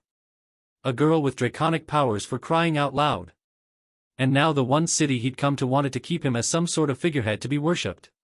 Compared to all that, a date was almost blessedly normal by comparison. He'd kill for a little normal right now. Emphasis on a little. And he was starving. A small hand patted his shoulder. Paimon says go for it. What, really? Naruto's head snapped to the right. He physically felt his neck creak. You think I should? Yup. Her head bobbed as she rubbed her hands together. Besides, if she's paying for lunch, then we can save our morale. She jolted a little as a spark shot through the air and struck her backside. Did you see that? Her little form whirled, seeking the source and finding none. Something just zapped Paimon. Is it the weather or? Lisa hid a smoking finger behind her back. Well? Screw it, he shrugged. You know what? I think that sounds great. Let on. Lisa's smile was lovely as lightning and only a little less shocking than love at first sight. It lit up her face like electro glow. He felt his heart skip a beat before he mastered it. Shall we, then? Her voice hummed with a soft contralto, laughter narrowly suppressed. I do hope you're not afraid of witches. He didn't bother to hide his scoff. A witch? Was that the best she had? I've seen scarier. She eyed him for a long moment, considering him as one might a fine cut of meat. He wasn't sure it was apt comparison, but her gaze certainly threatened to devour him. He met hers in turn and didn't waver. You really have, haven't you? Quick as a flash, she darted forward and looped an arm in his. I like a man who can back up his words. Naruto felt his face burn. You're absolutely impossible, you know that? So I've been told. Lisa's smile was pure sin. It's one of my many redeeming qualities. This way, dear Archon, she beckoned on ahead. Allow me to give you a tour unlike any other. Paimon puffed her cheeks out in protest. Hey! Paimon's the only tour guide he needs. Of the finest restaurants this side of Mondstadt. Lisa finished. Paimon retracts her objection. Oi, Naruto scowled at Lisa, seeing the jab for what it was. Don't call me an Archon. I ain't. Whatever you say, dear, she sashayed on with a sway in her peach. This. Way! Lisa didn't walk as she led him to the diner. She absolutely strutted. Moritz considered the letter before him with some trepidation. It wasn't even a letter really, more a blank sheet of vellum, its words yet unwritten. Of course it was. He had yet to write them, of course. Until then, the page would remain empty. Unfulfilled. Perhaps trepidation wasn't quite the right word for what he felt in this moment. He confessed a certain anxiety about this most recent development to be sure, but there beneath the stress lurked a different sort of emotion, one he'd not experienced in quite some time. This faint pounding in his chest, the ghost of a smile on his lips, one he couldn't quite banish, no matter how hard he tried. You see, a new archon had been born. Even younger than that tiny deity in Sumeru, they were new to their station as well as the ways of this world. Just as he'd felt the moment this fledgling first unleashed their power, so too had every archon. No doubt this new god was quite lost and confused. The storm he'd summoned was only the first sign. If they didn't gain mastery of their newfound powers soon, they would rage out of control. Was it not his duty then, to impart some wisdom unto them while he yet could? He had plans for VERYYYY, but those were yet far off. He had made no deals yet, given no oath nor binding words. The contract was not yet complete, the terms still left unsealed. He could still, perhaps it was more apt to say that Zhongli considered it imperative he did. After all, if his plan went through, if his goal succeeded, then Rex Lapis would die. At least in theory. In many ways VERYYYY was his child, he wanted to see it flourish and grow, without him. And besides, he confessed some curiosity to the matter at hand. Had his old friend been slain? Or had he given his gnosis away willingly? If it was the latter, then there was no need for him to fret, much less intervene. But if the former held true, he would not let such an insult stand. He'd lost enough to the ravages of time. For a being who had seen all there was to see and known much of what there was to know, this was a breath of, do pardon the pun, fresh air for him. What was this new archon like? It had been terribly long since he'd experienced something new in this dreary world. Perhaps he would travel by sea. Captain Beidou was a capable sailor. A thought plucked at him. Pursuing it, he set his quill to ink and began to write. Before long, words flowed like wine. Yes, he decided, it would be best to write this first and task someone with delivering it before Hai made his journey to the east. Experience told him a new god would likely look to expand their power base. Mondstadt had been the pride and joy of Barbados. It only stood to reason that his successor would see it out. Thus he would address this letter to the Knights of Favonius, in the hopes that they would deliver it to their new archon. Another line came and went. To you who walk among us. Zhongli hummed to himself. He rather liked that turn of phrase. Traveling by sea would certainly give his missive ample time to arrive. From there it was a simple matter to pack his things and depart the parlor. Aya? A soft voice called to him as he passed a nearby alcove. Going somewhere? He paused just over the threshold.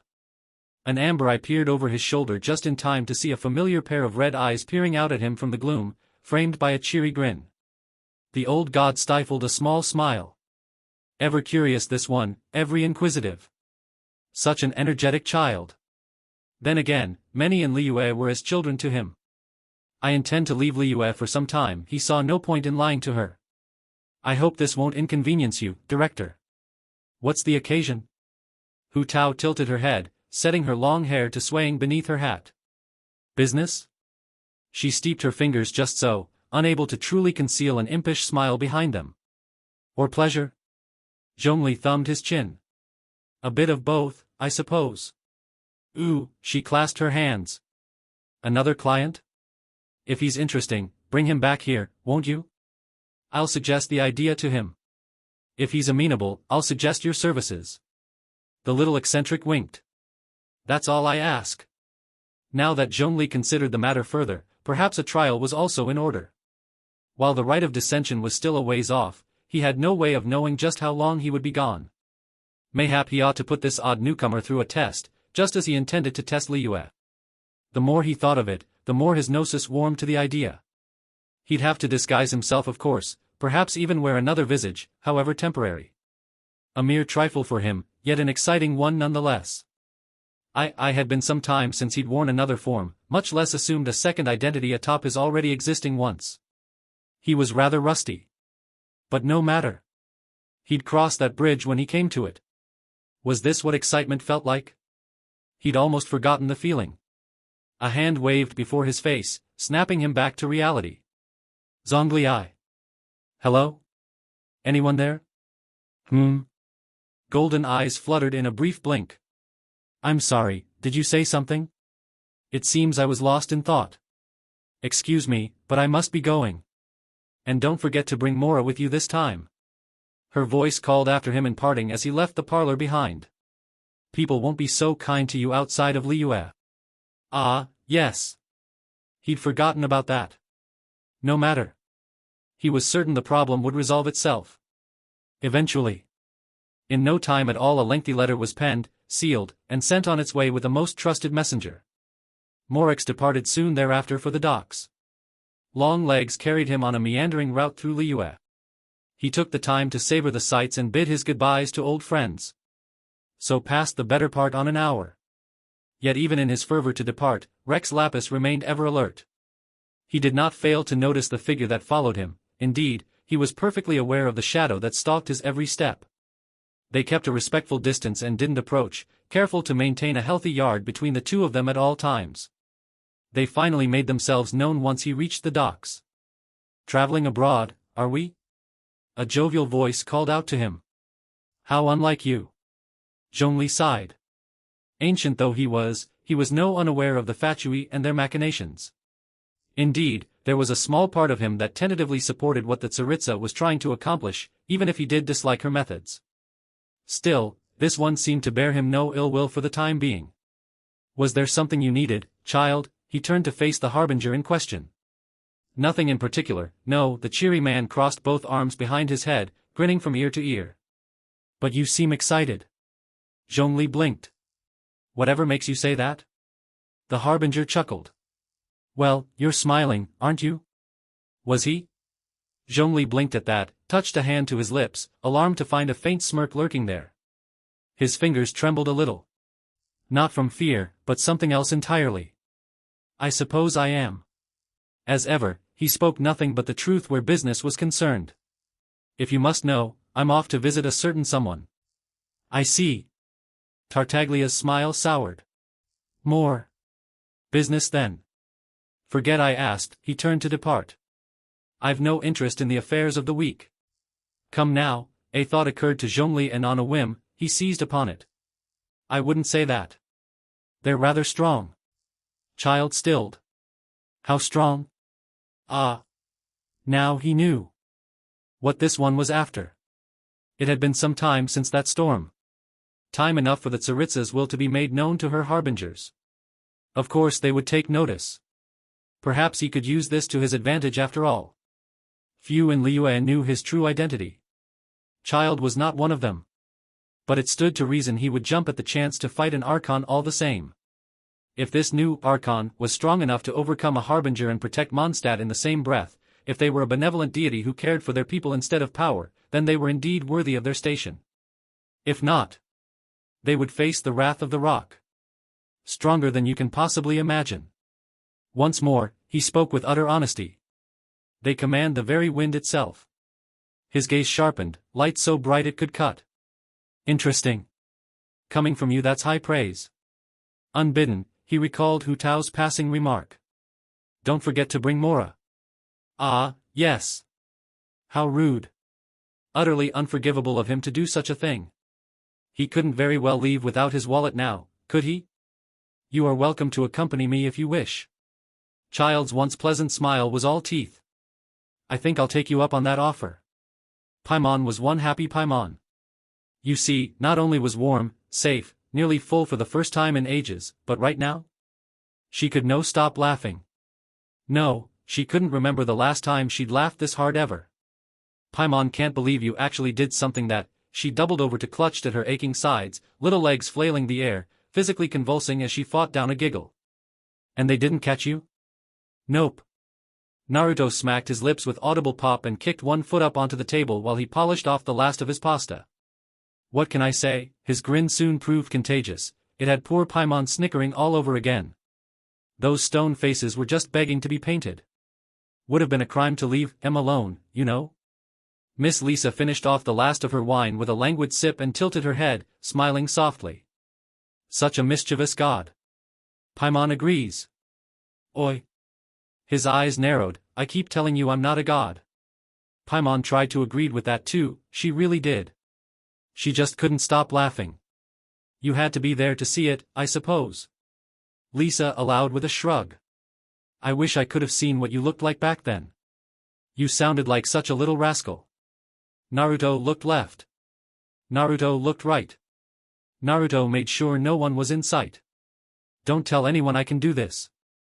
Lisa blinked. Paimon joined her. Do-wa? Words trailed off into a startled yelp as the blonde twisted his hands and crossed his fingers. A plume of smoke went up, and when it was gone, Paimon found herself staring down at someone nearly as short as she. She had all of an instant to glimpse a cheeky grin before Lisa launched herself across the table at him. So cute, her voice rose in a delighted cry as she all but hauled the baffled blonde him into her arms. Ack, he choked and the illusion shattered, leaving his face buried in her bosom. Lemme go. Ah, the magician pouted as she did, you were so adorable, such a little troublemaker. Paimon had the strangest feeling Naruto might get along with a certain Oni. Achoo! Arataki Ito sneezed. Huh? Somebody talkin' about me or something? The little fairy winced, eyes squinting as a bolt of pain hit her in the temple. How did she know what an Oni was? She'd never seen one before. Meh, probably not important. After all, she liked Naruto. Not like, she was much too young for that, but she enjoyed his company all the same. He asked her what she thought, didn't call her emergency food, and he treated her to all sorts of nice things. Sure, maybe he teased her a bit and he could be a bit off at times, but she could sense the gentle affection beneath his deeds. It's really not fair. Lisa tweaked his cheek, drawing a smile from Paimon. You really are the full package. The blonde bore her teasing with a patient sigh. So you've told me. It was then that Paimon knew. Naruto was a good person. Promises were important, right? Perhaps that made her simple, liking someone solely for the act of keeping their word. So what if her memory was a little fuzzy? Even if she couldn't anything about herself, she knew a whole lot about Teyvat. More than she should, really. Gods be blasted, Paimon was going to be the best darn travel guide she could for him. She could be nothing less. Paimon was Paimon, after all. Her gaze flitted to the bottle of wine. Well, she was pretty thirsty after all that food, surely a few sips wouldn't hurt? On. Lisa pushed her plate back, raised her arms over head and stretched with a softly pleased noise. All the BLD rushed right to Naruto's face. It almost sounded like a mm. Had to be on purpose. No way it wasn't. She took far too long to stretch, drawing out each moment. Kurama offered a low whistle. Well, that was lovely. She touched a napkin to her face, discreetly cleaning away a tiny crumb of food near her full lips. You were a consummate gentleman today. Her smile was just short of sly as she placed a bit of mora on the table. As I said, it's my treat. Now, I think it's time to. She tried to stand, swayed in place, and fell back into her seat. Naruto and Paimon blinked. Oh. Lisa pouted. Seems I may have drunk a tad too much. Naruto felt his brow furrow. How much exactly? Well, her pale face was dusted with just a hint of pink. More than I meant to. Another attempt to rise was met with a second failure. How embarrassing. I haven't let myself go like this in a while. She sounded a little chagrined, even. I don't suppose you'd be willing to walk a lady home? A giggle escaped her lips before she could clamp down on it. I'll give you directions. She really is drunk. Kurama rolled his eyes. Not subtle at all. Naruto bit down on a sigh. He'd had a fair bit of wine himself. Who knew something so sweet could be so bad for you? And he could feel a flush in his face that had nothing to do with anxiety. Standing proved a physical effort in and of itself, but he managed through sheer willpower. Lisa, less so. He had to loop an arm around her waist to support her, and the moment he did, Lisa laughed and all but leaped into his arms. Princess Carrie. Hey. She was surprisingly light. Or perhaps he'd just gotten that strong. Thank you, she muttered against his chest. I'm feeling pretty powerless at the moment. Something in those words caught at Naruto's heart, a thorn of guilt pricking at his proverbial spirit. Powerless. Maybe she meant the words in jest, but they still stung him all the same. Even if someone is powerless, they deserve a chance, Lisa. He shifted a little, the better to balance her weight. Everyone deserves that much. The gnosis in his chest stirred a little, hearkening to that same nameless melody again.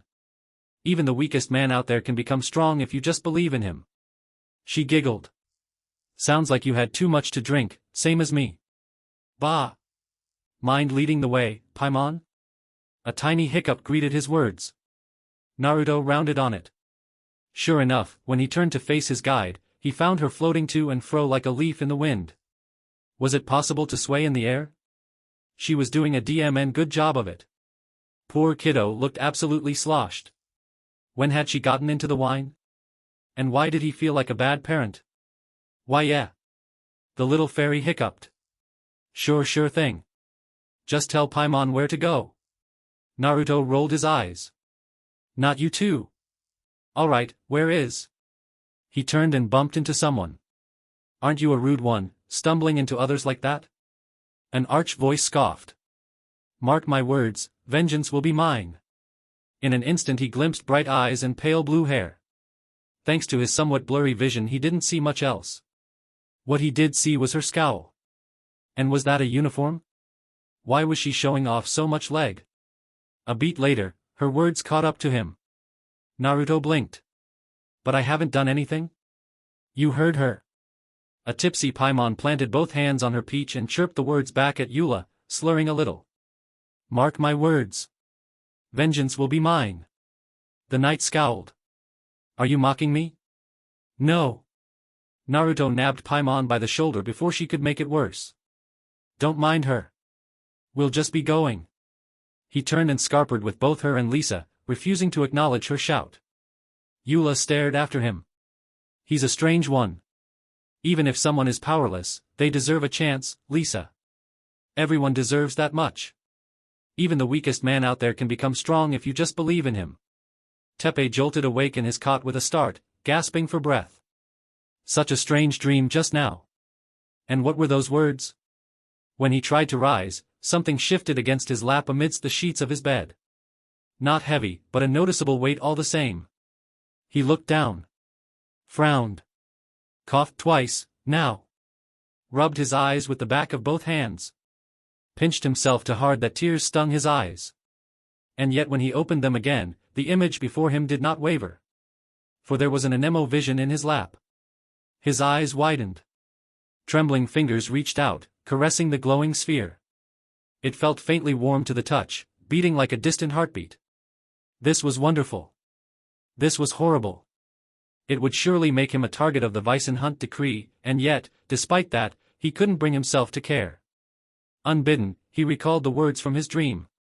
Even the weakest man out there can become strong if you just believe in him. How long had he prayed for this moment? Hoping, wishing, fighting for a vision. Wind was the last element he'd expected to receive, but he felt blessed nonetheless.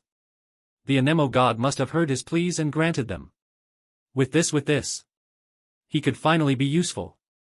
Not just to the resistance, but to General Goru and Lady Kokomi, too. Teppei held his prize close, cradling it to his chest as one might a fine gem. Thank you, Lord Barbatos. And he wept. Lisa's flat wasn't hard to find. Even with rambling instructions and a drunken Paimon to contend with, they made rather good time. The sun was only just starting to creep below the horizon by the time they reached her abode. He set Lisa down and she wriggled free with a sigh. A few failed attempts finally produced a ring of keys, one of which slotted into the lock. She lingered at the threshold, one leg crossed over the other. I really did enjoy tonight. Same. He really had, maybe a change of pace wasn't so bad every once in a while. She lowered her gaze, suddenly find the floor far too fascinating for her own good. Her eyes were hidden by the rim of her hat, her emotions a tangled knot he couldn't hope to make sense of. Goodness, a hand came up to cup her cheek as she murmured to herself. What's gotten into me? I always thought I'd be a bit bolder than this. Something told him he hadn't been meant to hear that. Curse these keen ears of his. Lisa? She flung her hat at him. Catch! Instinct compelled Naruto to move and he caught it with both hands out of sheer habit. Unfortunately in doing so, he left himself wide open for the assault that followed. Mwah! Something warm and soft brushed his cheek. Scarcely more than a peck, barely a feather's brush, so faint he almost thought he'd imagined it at first. It was only the faint scent of perfume, the feel of her body welded to his, that snapped him out of it. Lisa's hat fell from his fingers and fluttered to the floor. The gnosis in his chest sang, wind kicking up before he managed to wrestle it back down and get his feet on the ground. Lisa glided back, her face curiously red. "Why don't you come inside?" His brain misfired. "I'm not trying to trick you." She swayed a little on her feet and caught herself on the door. "Frankly, I'm not sober enough for that." "Forward." Paimon slammed a shoulder into his back. "It's cold out here and Paimon's freezing." He stumbled. Lisa pounced, latched onto his coat, and hauled him inside. The attack came just as Venti knew it would. He'd always know the Fatui would track him down sooner or later. It was not a matter of if, but merely when. This far into Liyue, he'd hoped they would let him be, that they would simply follow the storm and ignore him completely in the countryside. It was not to be. Of course, he was well prepared. When he first saw the shadows crest the hill, he made no move to flee. He simply continued to sit beneath his tree. Why wouldn't he? It was only when the agents drew closer that he finally deigned to rise. "How chained to your daily toiling you are," he stood from a fallen log with a sigh. "Must you intrude on a bard's leisure time? After all, it's more than language and poetry that flow with the wind." An agent flicked a knife at him. The knife shattered with every bone in that arm. Barbados smiled as the man topped back with a shriek of pain. It was not a nice smile. "Come now," he flicked a hand out, summoning his bow. "Did you really think I would make it that easy? If you want me that badly, you'll have to work for it." Naruto woke to an unfamiliar ceiling. Cream-colored, all too ordinary, really, nothing to worry about. The initial raw panic and the pain of a hangover was muffled by the soft sensation of a warm body spooning into his side. He felt slim arms enfold him, the warmth of someone's breath against his neck as they slept peacefully. The wayward warrior exhaled sharply through his nose in a short, aggravated huff. "Please don't be who I think it is, please don't be who I think it is." His eyes flitted left, now right, taking in his surroundings at a glance. It was a modest room all things considered, just the sort one might expect from a refined lady. All maroon and cream colors, with little in the way of furnishings beyond the bed, an oak nightstand and a pair of cushioned chairs. He found Paimon sprawled out atop one such chair, all but swaddled in blankets, dozing sleepily. A thin line of drool ran from her mouth as she muttered about food. Which meant. Against his better judgment, Naruto rolled over and looked down. Sure enough, he found Lisa's sleeping face tucked into his chest. He looked lower. Still clothed for the most part. That disappointed him somehow, but for the life of him he couldn't figure out why. He looked up, squinting as dappled sunlight poured in through a nearby window. Morning, then. Where had the time gone? And how did he end up here? Don't look at me. I wasn't the one who had too much wine. Lisa stirred against him before he could answer. Sleepy grass-green eyes fluttered open and blinked back at him. Widened now, as she realized where they were. They weren't undressed per se, but their clothes were certainly rumpled enough to suggest something had occurred. Something he couldn't remember. Naruto offered a sheepish smile. Morning? Shock faded, replaced by amusement. She leaned and kissed his neck. Morning yourself. So we didn't? No, I think not. She laughed. It'll take more than one date, dear, said smile faded once she realized what she was still wearing. Ugh, slept in my clothes, her brow furrowed. Not cute at all. Help me with this, would you? She turned and presented her back to him. Belatedly, he realized what she intended. Lisa wriggled her peach. It's a pain for me to reach. Unzipping her corset? Wasn't that a little NTMT? His hands betrayed him, the traitors. So what now? Now, she shook herself free and stood, presenting him with a tantalizing flash of dark lingerie when she paced away. I'm going to catch a quick shower, then I'll be off to visit my student. Her peach swayed as she glided toward what he could only assume was the bathroom door. Care to join me? A hand ran down her flank. I promise I'll be gentle. I'll pass this time. Your loss, she shrugged. Feel free to help yourself to the pantry downstairs in the meantime. Take whatever you need. His stomach growled treacherously. Might just do that. Good. After, you could stay here for a while. A lonely jade eye stole over her shoulder. With me. You said you needed a place to stay, after all. I won't even charge you rent. Suspicion reared its ugly head in Naruto's heart. It was almost too good to be true. Certainly too convenient. Lisa wasn't simply going out of her way to accommodate him, it felt like she was trying to stuck him outright. If so, she was doing a fair job of it. The beginnings of a frown touched his lips. Jean didn't put you up to this? Her hands glided across his shirt, and for a moment he thought she'd drag him in for a kiss. Nope, she held back and gave him a nudge instead. I'm not going to jump you, silly. Now shoo. I need to clean up. In the end, Naruto was left to his own devices downstairs. Lisa kept a tidy, if cramped kitchen. Minutes passed as he rifled through the cabinets. There was fruit and grains aplenty, but nothing he could make off the top of his head. Perhaps that was for the best. He'd never been a terribly good cook. That was a skill he'd need to cultivate, and soon, if he wanted to survive in this world. Giving in, he settled for a score of apples and oranges. This should do. Might need more once we put this place behind us. A sleepy yawn cut through a muggy Mondstadt morning, informing him of Paymon's awakening. We're leaving already? But Paymon's still sleepy. He saw her drifted down the steps, heard yawn anew as she scrubbed at her bleary eyes. See, she hovered after them, looking about as haggard as he felt. That chair wasn't comfy at all. And we haven't had breakfast yet. Naruto plugged her mouth with an apple. Paimon made happy Paimon noises as he smiled. Feeling more awake now? Maybe. She muttered as she gobbled it down. Can Paimon have seconds? Of course you can, he chortled. As soon as we get back. Oh, and you're buying this time.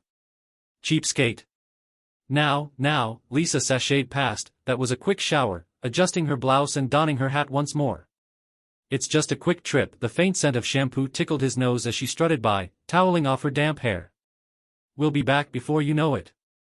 Oomph. Paimon huffed and crossed both arms before her chest, yielding at last. Fine, but Paimon wants to sleep in a real bed this time. Naruto clamped a hand around his mouth to stifle a smile. She really was too easy to tease. Almost made him feel bad. He'd get her a gift to make up for it. I'll warn you in advance, the librarian looked over her shoulder as she marched to the door, razors a little odd.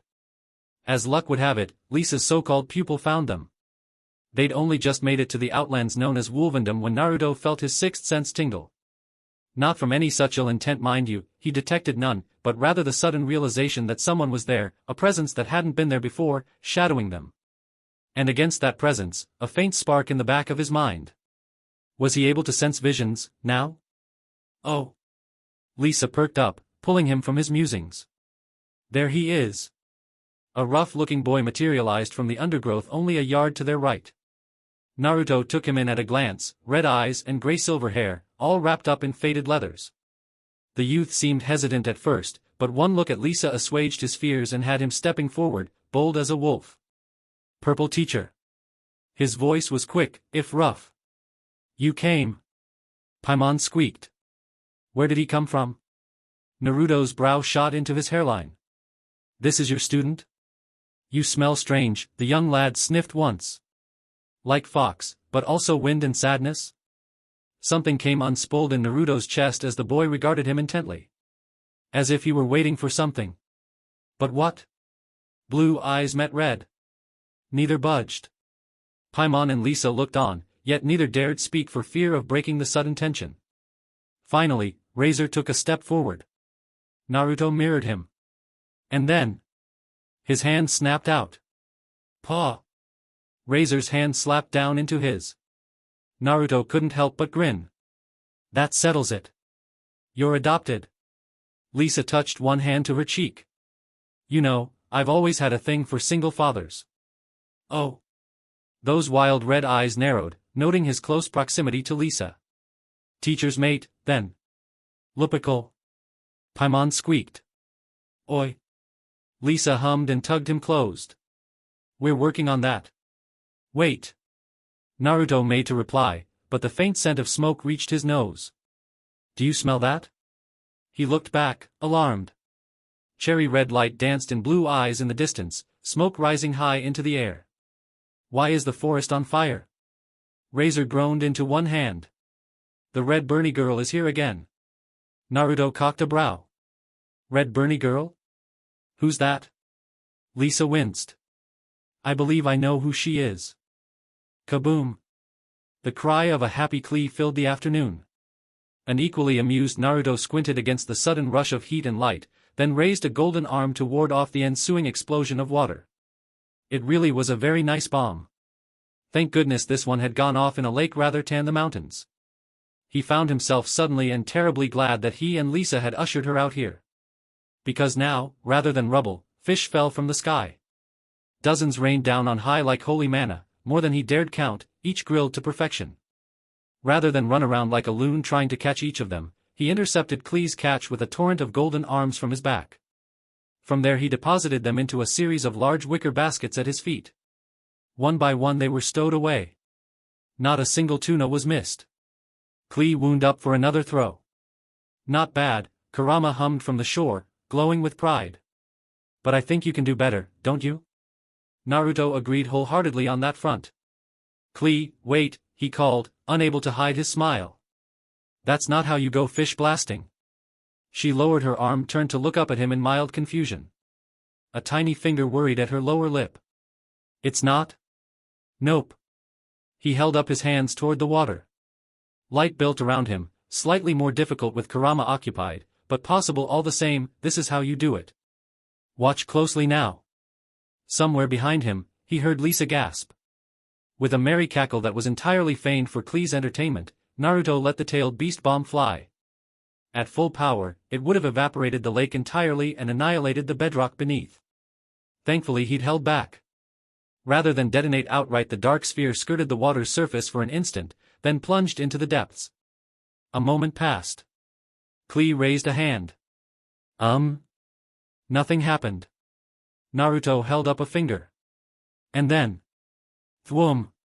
The water absolutely bulged upward in an expansive dome, then burst as his jutsu detonated. Scores of fish rained down, filling yet more baskets. They never stood a chance. Finding Klee? Easy.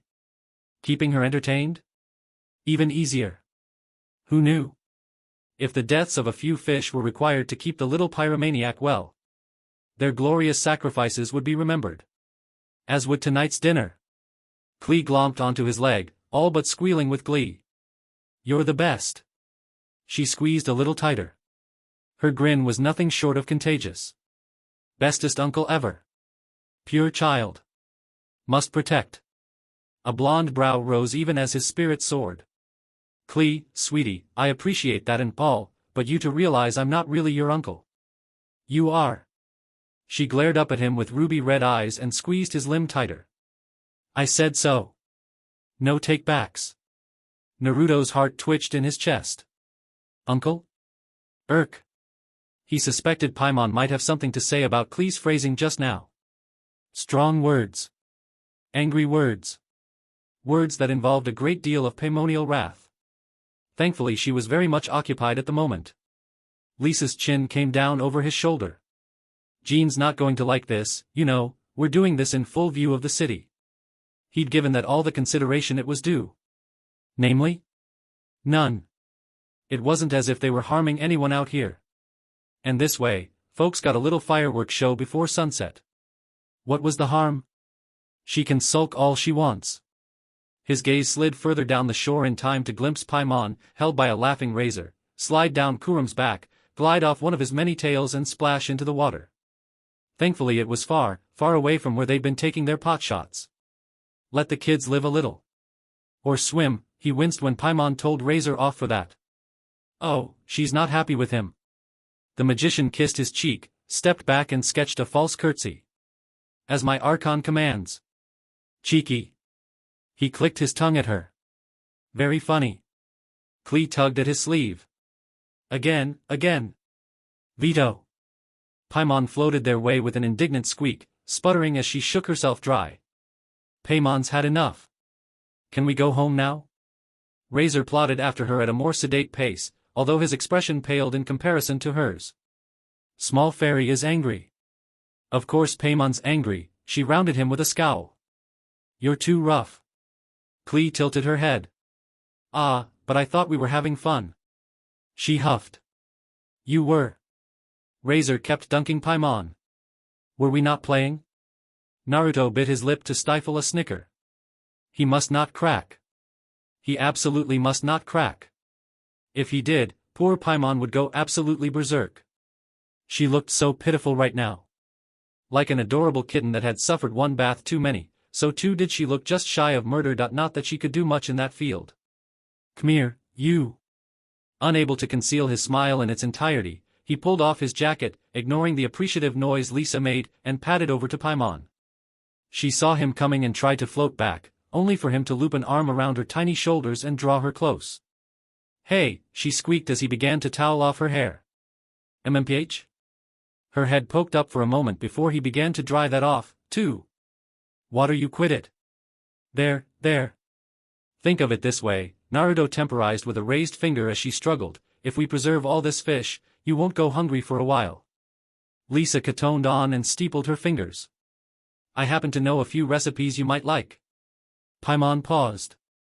Inevitably her mouth began to water. Alright, but this is the last time. So alright folks, that's all for today. Stay tuned for part 2. Do subscribe, like and share for more such videos. Also check out the story and author NeonZangetsu on FANFICTIONnet. Press the bell icon to be notified first on release. See you in the next video. Till then, goodbye.